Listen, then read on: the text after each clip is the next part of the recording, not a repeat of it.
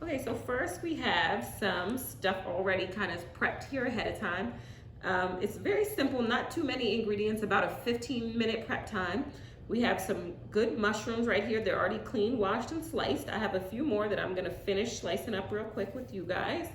I just did them in about like 1/8 inch slices.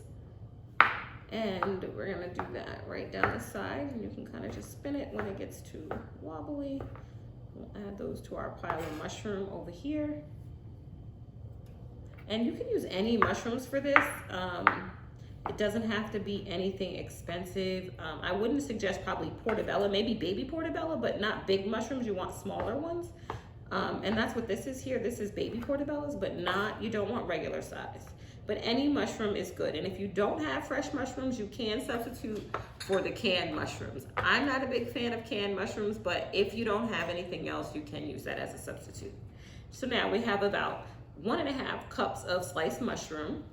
And then I'm gonna add in 2 medium-sized white onions. Just dice that up. Kind of a bigger size dice.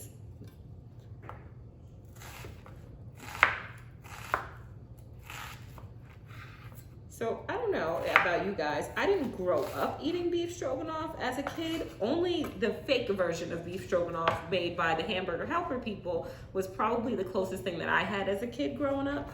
So I didn't have like real home cooked beef stroganoff. It just really wasn't a staple in a Black household. But as I got older, I started trying it at other places, and it's just become one of my favorite classics. So my daughter could probably tell you she's had beef stroganoff several times, and it's probably a regular staple for her childhood meals growing up.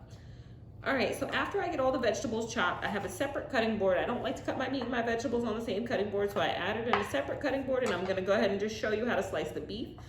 This is regular cube beef that you use for beef stew, but I'm gonna slice it in thinner strips. I already have most of it sliced, but I wanted to make sure I did some on camera so you guys can see about the 1/2 inch slices that I'm gonna make out of this. We're gonna go ahead and do that.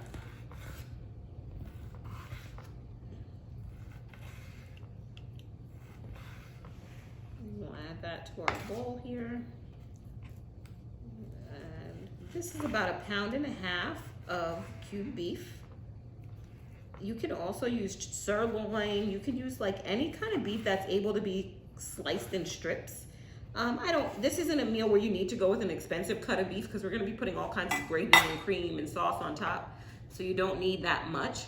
So, all right, so now we got everything prepped. I'm gonna go ahead and move over to our pan where we have some oil heating up, and then I'm gonna show you guys the next steps into making this.